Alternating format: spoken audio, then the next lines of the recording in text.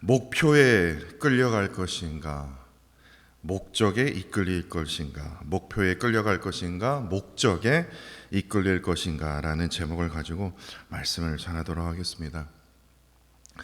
이 말씀을 준비하기 전에 제가 운동을 하면서 우연찮게 김미경 강사랑 주언규 씨가요, 두 분이 나온 대화를 유튜브를 통해서 제가 듣게 되었습니다.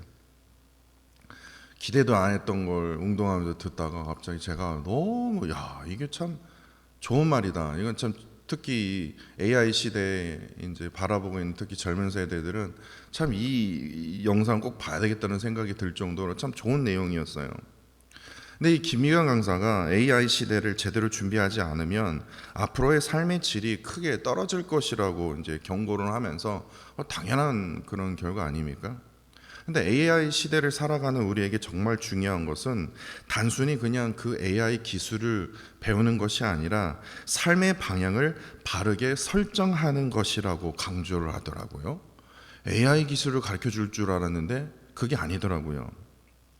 AI 챗GPT나 제미나이나 그런 거 한번 사용해 보신 분들은 압니다. 내가 어떠한 목표가 있다면요, 내가 이 요리를 하고 싶어, 아니면 내가 이것을 알고 싶어, 내가 뭔가를 이루고 싶어, 그런 게 있었을 때, 목표가 있었을 때 AI가 그 목표를 이루는 데는요 얼마나 뛰어난지를 알 수가 있습니다. 내가 아무것도 몰라도요, 내가 데크를 만들고 싶다라도 AI한테 물어보면요, 어저께 데크를 찍어갖고 이런 디자인으로 한번 바꿔줄래? 그랬더니 딱 그 디자인으로 바꿔주더라고요.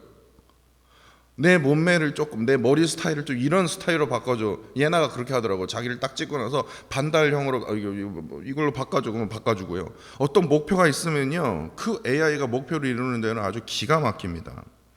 우리가 원하는 그 결과가 무엇인지 정확하게 알려주면, 또 자세하게 알려주면 가장 빠르고 효율적인 방법으로 찾아줄 뿐만이 아니라 그냥 대충 가르쳐주는 게 아니라 그냥 구글닷컴에서 알려주는 게 아니에요. 수많은 정보들을 다 분석을 해갖고요, 그 짧은 시간에 우리가 원하는 목표에 도달할 수 있도록 도와준다라는 겁니다.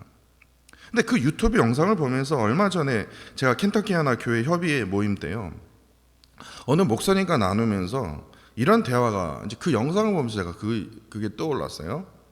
그 목사님이요, 저에게 어떤 드라마를 추천해 주시더라고요. 그래서 그 드라마가 뭔가 모두가 자신의 무가치함과 싸우고 있다라는 드라마입니다.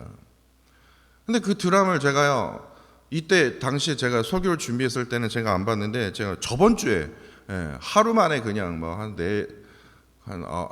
10시부터 하여튼 새벽 4시 반까지 그냥 잠이 안 와갖고 이 드라마가 또 제가 봤거든요. 근데 그 드라마에서요, 추천해 드리고 싶은 드라마는 아니지만 그 드라마에서 가장 제가 인상 깊었던 게 이거예요. 그러니까 하나님이 이 드라마를 보게 하신 이유가 있었던 것 같아요. 여기서 너무나 소름이 돋을 정도로, 제가 그 김미경 강사 주원규 씨 그 강의를 들으면서, 그리고 몇 주 후에 이 드라마를 보게 됐는데, 너는 인생의 목적이 뭐야? 라는 거예요. 너는 인생의 목적이 뭐야? 근데 얘기하니까 그건 목표고, 목표 말고 목적, 이걸 얘기를 하는 거예요. 이걸 계속해서 묻는 거예요. 술 취한 상태에서 동생에게 계속 묻는 거예요. 처음에는 그 목표와 목적이 비슷한 거 아니야? 근데 가만히 보면요, 둘은 분명히 다르다라는 것을 알 수 있어요. 목표는요, 여러분도 아시다시피 내가 무엇을 이루고 싶은가를 묻는다면, 목적은요 그게 아닙니다. 내가 왜 그 목표를 이루고 싶은가, 왜 그것을 이루려고 하는가를 지금 묻고 있기 때문에 그래요. 목표가 도착해야 할 지점을 말한다면요, 목적은 그곳을 향해서, 그 목표를 향해서 가야 하는 그 이유를 지금 묻고 있다라는 거예요. 우리는요, 목표에 찌달려서 살고 있지 않습니까? 저는 그 목표에 도달하지 못했던 저 자신이 너무나 속상하면서 살아왔거든요. 근데 너무나 인생을 헛살았다라는 생각이 들더라고요. 왜냐하면 우리는 그렇게 교육을 받아왔기 때문에. 어려서부터요, 목표를 세우고요, 시간표를 세우고, 뭔가 꿈을 목표를 세우고요.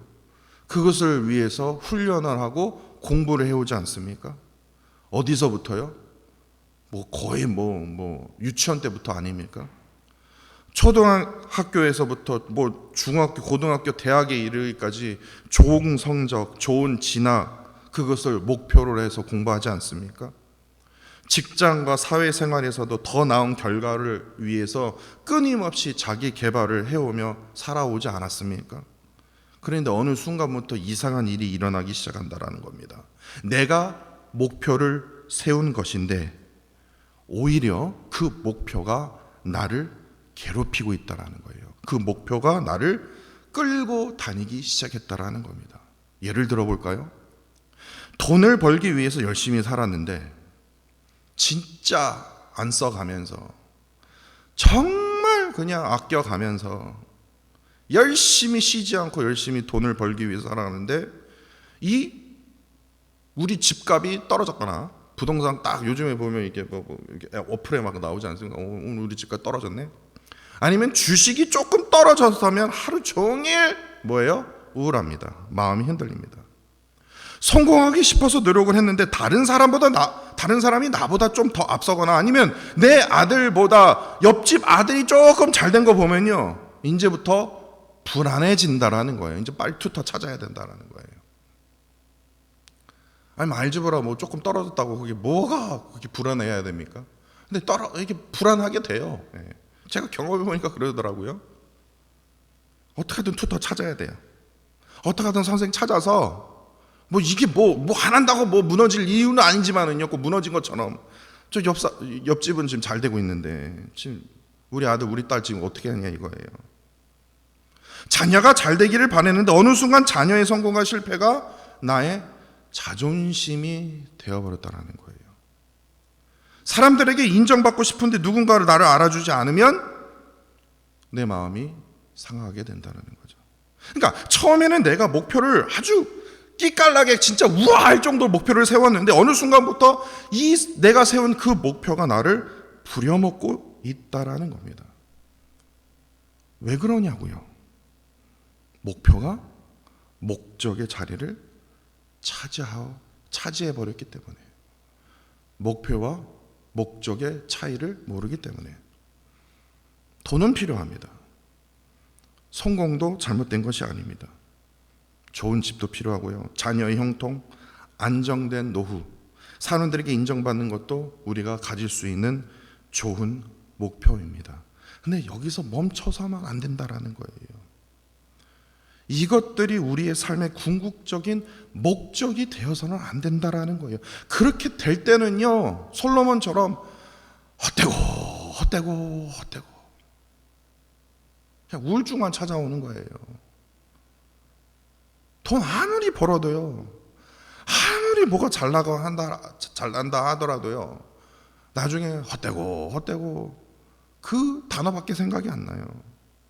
그렇기 때문에 AI의 도움으로 목표에 훨씬 빠르게 쉽게 도달할 수 있는 이 시대일수록 우리는 오히려 근본적인 이 질문을 우리가 생각해야 된다는 거예요. 나는 누구인가? 나는 왜 살아야 하는가? 무엇을 위해 살아야 하는가? 목표가 아니라 목적에 대한 질문을 해야 된다는 거예요. 그리고 더 근본적인 질문이 무엇인지 아십니까? 내 삶의 주인은 누구인가? 하나님을 믿는 사람이라면 한 걸음 더 나아가서 이런 질문을 반드시 물어야 됩니다. 하나님께서 나를 무엇을 위해 부르셨는가? 이게 아주 중요해요. 내가 장로입니다, 내가 목사입니다, 이거보다 더 중요한 게 이거예요. 하나님께서 나를 무엇 때문에 이곳에 부르셨는가? 목표는 내가 세울 수 있어요. 그렇죠? 목표는요, 어떻게 하든 조금만, 너무 힘들어요. 그럼 AI한테 한번 세워달라고 해보세요. 아주 목표 세우는 거는 너무너무나 쉽습니다. 그러나 삶의 궁극적인 목적은요, AI가 만들어내는 게 아니라 나만이 만들 수 있는 겁니다. 내가 어떻게 해요? 나 스스로 만드는 것이 아니라 나를 지으시고 부르신 하나님 앞에서 발견할 수 있기 때문에 그렇습니다. 그렇다면 하나님께서 우리를 어떠한 삶으로 부르셨는가? 이게 아주 중요한 질문이에요. 바로 저는 오늘 본문 말씀에서 저는 그것을 찾았습니다. 오늘 특별히 저에게는 참으로 충격적이고 다음 주에 또 나눌 말씀도 준비하면서 많은 회개를 했는데 에스겔 말씀이 저에게 하나님이 정말 강력하게 말씀하시는 것처럼 느껴서 이번 한 주간은 참 마음이 씁쓸하면서도 행복했습니다. 왜냐? 은혜를 받았기 때문에. 근데 그 첫 번째 은혜를 오늘 나누기로 합니다. 오늘 특별히요, 우리랑 전혀 상관없는 사독 자손 레위 사람 제사장, 뭐 이렇게 이름이 긴 거야. 또 사독은 뭐야? 또 레위는 뭐야? 이렇게 생각할 수 있어요.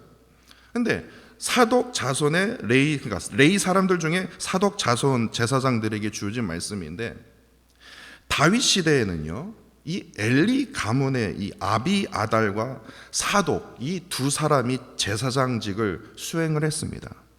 그런데 이제 다윗 왕 다음에 솔로몬이 이제 왕위에 오른 후에 이 아도니아를 지지했던 이 아비 아달이 이 제사장직에서 물러나게 되죠. 이제 헛짓거리를 하게 돼 갖고 이제 물러나게 되고, 솔로몬을 지지했던 이 사독이 이제 드디어 이제 그를 대신해서 중심적인 이스라엘의 중심적인 이 제사장직을 이 사독이 맡게 되었는데, 이 사독이요, 이 사독뿐만 아니라 이 후손들도 예루살렘 성정 중심으로 이어지는 이 아주 중요한 제사장의 계보를 계속해서 이어지게 된다라는 겁니다. 그런데 에스겔 44장 앞부분을 보시면요, 하나님께서 성전을 섬기던 이스라엘의 잘못을 엄중하게 책망하시는데, 무엇을 책망하시느냐? 하나님께서 거룩하게 구별하신 그 성소 안에 마음에 그리고 또 몸에 할례 받지 않는 그 이방인들을 들였다라는 거예요. 그리고 하나님께서 맡기신 성소의 그 직무까지 다른 사람에게 게을렀으니까요, 신경도 안 쓰고 하나님과 멀어졌기 때문에 다른 사람에 맡기면서 하나님께서 정하신 그 거룩의 경계를, 그 선을 무너뜨렸다라는 거예요. 근데 특히 이 악행 중에 누가 특별하냐? 이 레위 사람 가운데서 이 레위 사람들이 하나님의 백성이 우상에 따라 하나님에게 멀어지도록, 그 모든 원인의 시작이 바로 이 레위 사람들이라는 거예요. 근데 이들도 일반 백성들과 함께 똑같이요, 요즘 말로 말하면 목사도 일반 성도와 똑같이요, 우상을 따라 하나님을 떠난 사람들이었다는 거예요. 그런데 오늘 본문에서 이들과 아주 대조되는 사람이 등장하고 있는데, 그것이 바로 사독의 자손 레위 사람 제사장들이라는 거예요. 레위 사람들이 다 교회를 위해서, 성전을 위해서 일하는데, 그 중에서 유달리 사독의 자손들은 어떻게 해요? 하나님께서 맡기신 그 사명을 끝까지 감당했다라는 겁니다.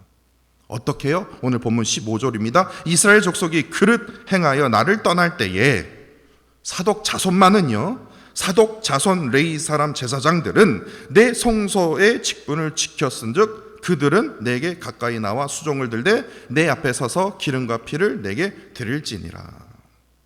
이 말씀에서 중요한 세 가지 표현이 있지 않습니까? 그들은, 첫 번째, 그들은 하나님의 성소의 직분을 끝까지 지켰다라는 거예요. 다른 사람이 지키든 말든, 다른 사람이 하든 말든, 뭐 다들 예배 안 나오잖아, 다들 늦잖아, 그러니까 나도 늦는 거, 그게 아니라는 거예요.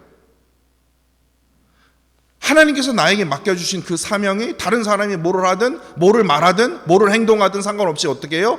똑같이 그 일을 감당했다라는 거예요. 이게 쉽지 않습니다. 그렇지 않습니까? 그리고 두 번째는 다들 하나님을 멀리했거든요.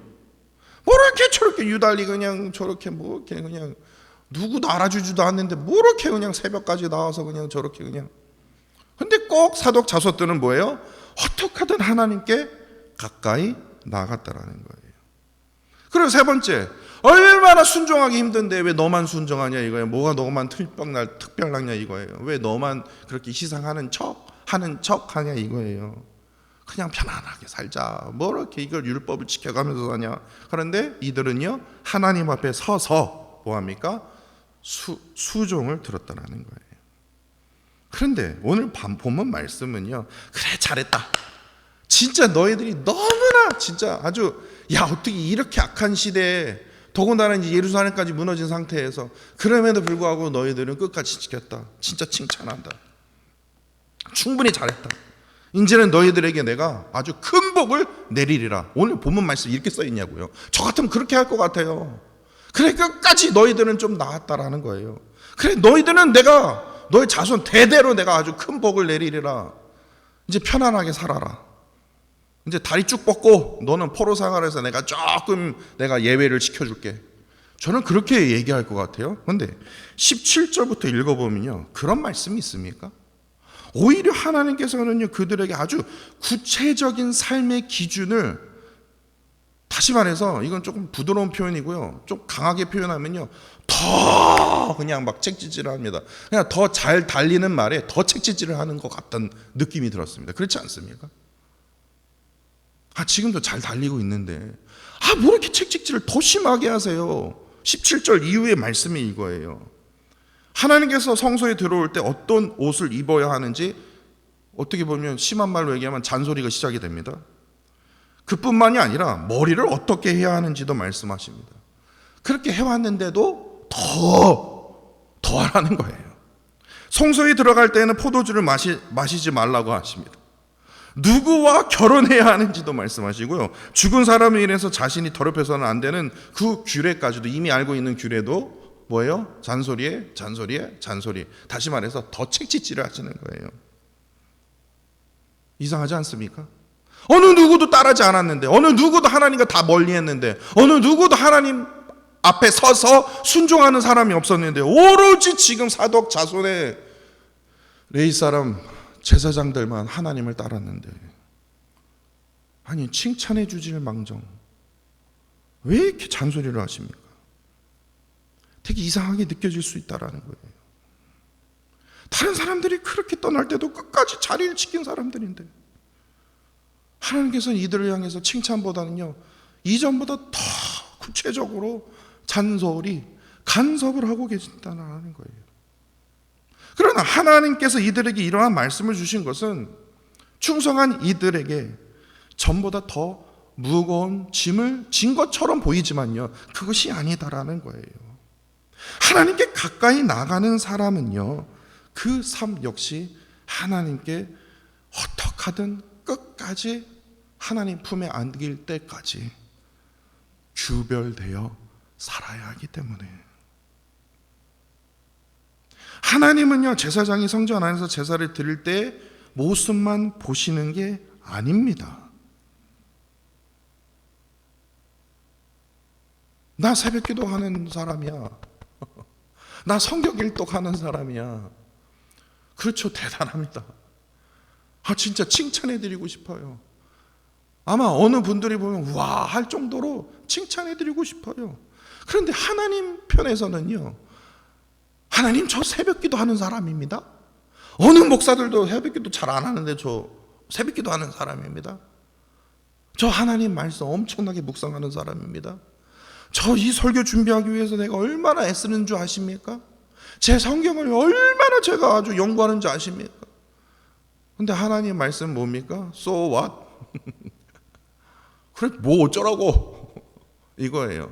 그러면서 하시는 말씀이 더 해라, 이전보다 더 하라는 거예요. 지금 사독 자손에게 말하는 것처럼 더 하라는 거예요.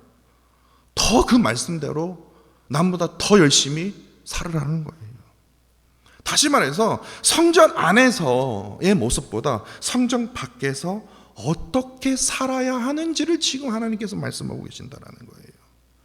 성전 밖에서 그들이 무엇을 입고 어떻게 자신을 관리하고 어떤 사람과 관계를 맺고 일상의 삶을 어떻게 살아가는지, 이것까지도 하나님이 매라라는 거예요. 하나님께서 이것을 보고 계신다라는 거예요. 이것이 아주 참으로 중요해요. 우리가 신앙생활하면서 자꾸만 우리는 해야 할 일의 그 문제를 바꾸려고 한다는 거예요. 이번에 성경을 얼마나 읽었는가, 기도를 얼마나 했는가, 봉사를 얼마나 했는가, 교회 일을 얼마나 잘 감당했는가. 사람들은 이거에, 다시 말해서 그 목표, 오랫동안 얼마나 우리 교회를 위해서 하셨어요. 아니 뭐 이게 중요하지 않는다라는 얘기 아니라, 하나님은요 그거 보면 so what? 이게 뭐 어쩌라고? 지금 오늘 보면 말씀이 지금 우리에게 이렇게 말하는 거예요. 지금 사독 자손이 그동안 그래 가까이 가는 거, 수종 들었던 거, 그래 뭐 어쩌라고? 계속해서 그렇게 살아. 지금 이해하는 말씀이라는 거예요. 하나님께서 원하시는 것은요, 단지 하나님의 일을 많이 하는 사람이 아니다라는 거예요. 하나님께 속한 사람으로 살아라는 거예요. 목사가 중요한 게 아니라 하나님께 속한 사람이요, 성도의 삶이요, 집사의 삶, 뭐 권사의 삶, 목사의 삶이 아니라 성도의 삶, 하나님의 사람, 하나님의 사람으로서 기도하는 거 당연한 거 아닙니까? 하나님의 사람으로서 성경 읽는 거 당연한 거 아닙니까? 말씀 준비하는 거 목사로서 당연한 거 아닙니까? 하나님 저 조금, 그래도 조금, 전혀 상관이 없다라는 거예요. 하나님께서는요, 다시 말해서 사독 이 자손에게 단순히 그냥 업무의 목표를 주신 것이 아니라 지금 삶의 방향과 목적을 지금 보여주신 거라는 겁니다.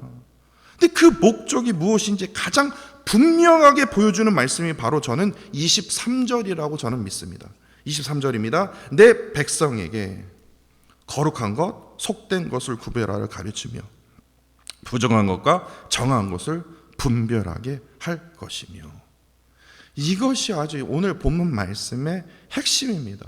제사장의 중요한 사명은 단순히 제사를 많이 드렸나, 율법을 많이 알고 있는가, 가르쳤는가, 이것이 중요한 것이 아니라 내 삶 속에서 성전 안이든 성전 밖이든 사람이 보고 있든 사람이 보고 있지 않든 무엇이 거룩하고 무엇이 속된 것인지 분별하고 하나님의 백성도 그것을 분별할 수 있도록 뭐합니까?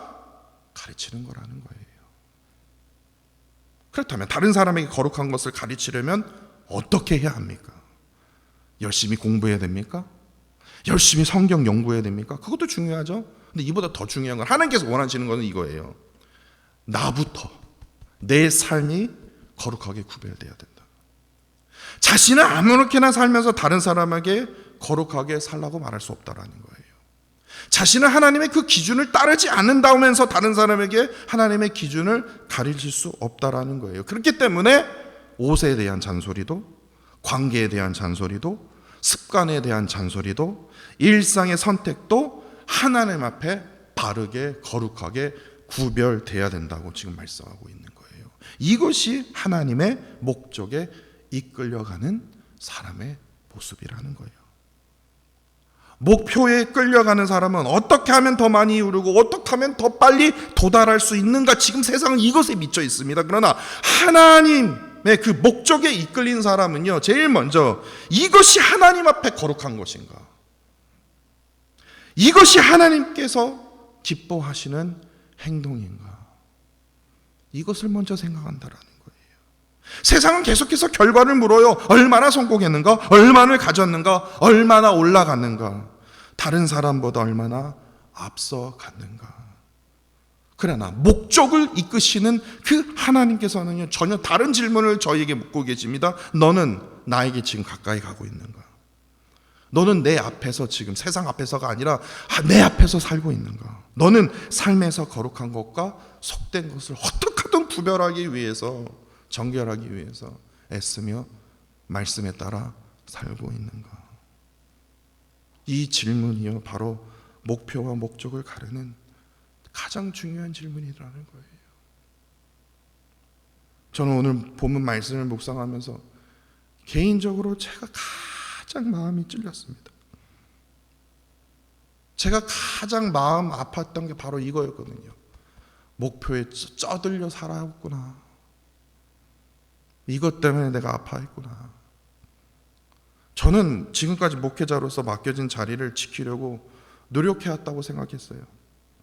부족함이 많습니다. 그러나 말씀을 준비하는 것만큼, 예배를 섬기는 것만큼, 성도들을 돌보며 하나님께서 맡겨준 주신 일을 어떻게 하든요, 제 선에서는요, 뭐 여러분들이 만족하시지 못할 부분도 많지만 제 선에서는 어떻게 하든 최선을 다하려고 저는 애써 살아왔습니다. 근데 그것이 하나님이 이것이 목표입니다. 목표와 목적입니다라며 살아왔던 것 같아요. 그런데 제가 오늘 이 본문 말씀을 준비하면서 하나님께서 저에게 이렇게 묻고 계시는 거예요. 너는 하나님의 일을 잘하려고 노력하는 만큼 너는 나에게 가까이 가고 있는가? 사람에게 아주 그냥 맛깔나게 말씀을 전한 만큼 그 말씀 앞에 내 자신이 지금 살고 있느냐? 성도들에게 거룩한 것과 속된 것을 분별하라고 거룩하게 살라고 가르치는 것만큼 너 삶도 그렇게 분별하고 있는가? 이걸 묻고 계시더라고요. 이 질문 앞에서는요, 저는 솔직히 말해서 쉽게 답할 수가 없었습니다. 왜냐하면 하나님의 일을 많이 하는 것과 하나님께 가까이 사는 것은 반드시 같은 것이 아니기 때문에 그래요. 설교를 열심히 준비하면서 하나님과 멀어질 수 있다는 거예요. 정말 그렇습니다. 교회 일을 어느 누구보다 더 열심히 헌신했는데 그 다음 딱 어느 사건이 터지면요, 저 안 할 겁니다. 그러면서 하나님과 멀어질 수 있다는 거예요. 사람들에게는요, 신앙이 좋은 사람처럼 보이지만 아무도 보이지 않는 곳에서 하나님을 의식하지 않은 채 살아갈 때가 많다라는 거예요. 바로 그 모습이 지금 여러분들이 보고 계시는 저랍니다. 저도 그렇게 살아왔습니다. 그래서 오늘 본문 말씀 앞에서 다시 깨닫게 된 것이, 하나님께서는 내가 얼마나 많은 일을 했는가만 보시는 것이 아니라 그동안 그 일을 하는 동안 내가 어떤 사람이 되고 가고 있는지를 보고 계시더라고요. 사명을 잘 감당하는 것도 중요합니다. 그러나 그 사명을 감당하면서 내가 하나님을 더 닮아가고 있는지가 중요하다라는 거예요. 말씀 전하는 것도 중요하죠. 그러나 그 말씀을 전하는 나 자신이 그 말씀 앞에 깨어지고 변화되고 있는가를 하나님이 저에게 원하시고 계시더라고요. 교회에 섬기는 일도 너무나도 중요합니다. 그러나 교회를 섬기면서 내 안에 예수님의 마음을 닮아가고 있는가? 예수님처럼 교회를 섬기고 있는가? 예수님의 마음이 더 깊어지는 것이 중요하더라고요. 목표만 바라보면요, 내 자신이 얼마나 초라한지 몰라요. 해낸 게 없고 해놓은 것도 없고 계획도 없고, 목표만 보면요, 가슴을 칠 만큼, 과거를 뒤돌아보면 가슴이 애릴 만큼 아무것도, 결국에 나에게 남는 건 아무것도 없는 것처럼 느껴지더라고요. 그게 저 자신에게 가장 비참한 순간이었거든요. 그런데요, 목적을 바라보면요, 질문이 달라진다라는 거예요. 목표를 바라본 바울의 삶과 예수님의 삶과 모든 신앙인들의 그 삶을요, 목표만 바라보면요, 다 그렇더라고요. 비참해요. 실컷 복음 전했다가 교수형에 당했대. 이건 또 뭐야? 실컷 하나님 나라 복음 전하다가 메시아라고 얘기하면서 결국에 십자가를 지고 죽었대. 목표만 바라보면요, 아주 속이 터져요. 도대체 뭐를 했는지, 뭐를 이루어냈는지 아무것도 보이지 않는 것처럼 보인다라는 거예요. 그러나 목적을 바라보면요, 질문이 달라진다라는 거예요. 이 일을 통해서 하나님을 얼마나 증거했는가? 하나님을 얼마나 닮아갔는가? 하나님을 얼마나 내 삶 속에서 나타내 증거하고 있었는가? 저는 이것이 목회자인 저에게 필요한 질문뿐만 아니라 우리 모두에게 물어야 할 질문이라고 생각합니다. 신앙생활의 목표가 무엇입니까? 아마 올해 성경 일독하는 거요, 주일 예배 한 번도 빠지지 않는 거요, 새벽기도 꾸준히 참석하는 거요, 매일매일 하나님과 기도하는 거요, 교회에서 맡겨진 봉사를 충실히 감당하는 것이요, 헌금 좀 작년보다 좀 더 많이 드리는 거요. 이 모두가 아주 귀한 신앙의 목표입니다. 이것이 중요하지 않는다라는 말이 아닙니다. 그러나 이보다 오늘 더 본질적인 질문이 오늘 본문 말씀에 있어요. 그 신앙생활의 목적이 무엇이냐고요. 그렇게 하는 이유가 무엇이냐고요. 성경을 한 번 다 읽는 것이 궁극적인 목적입니까? 아닙니다. 이것은 목표입니다. 그럼 목적은 무엇입니까? 그 말씀을 통해서 하나님을 더 깊이 알아야 됩니다. 나를 향한 하나님의 뜻을 바르게 분별할 줄 알아야 돼요. 거룩한 것과 속된 것을 분별할 줄 알아야 돼요. 그 말씀대로 살아가는 것이 우리의 목적이 되어야 된다는 거예요. 주일 예배에 빠지지 않는 거, 새벽기도 빠지지 않는 거, 이게 궁극적인 목적입니까? 그것도 아닙니다. 예배에 빠지지 않는 것은요, 목표입니다. 그럼 목적이 무엇입니까? 예배를 통해서 하나님을 더욱 사랑하게 되는 거예요. 흩어진 어지러운 그 삶의 그 어지러운 그 삶 속에서요, 내 삶의 그 중심에 누구를 지금 모시고 있는 겁니까? 나 자신을 버리고요, 나 자신을 죽이고요, 하나님을 내 중심에 세우는 겁니다. 세상 속에서, 세상의 그 유혹 속에서, 세상 사람들이 조롱하는 그 손가락질 속에서도요, 어떡합니까? 하나님의 사람으로 살아가는 것이 목적이기 때문에 예배를 빠지지 않는 거예요. 기도를 많이 하는 것이 목적입니까? 그것은 기도하는 시간은 목표가 될 수 있다라는 거예요. 그러나 기도를 통해서 내 뜻을 하나님께 관철시키는 것이 아니라 내 뜻을 다 내려놓고 하나님의 뜻이 무엇입니까? 하나님이 원하시는 것이 무엇입니까? 맞추어가는 것이 기도의 올바른 목적이라는 거예요. 봉사를 많이 하는 것이 목적입니까?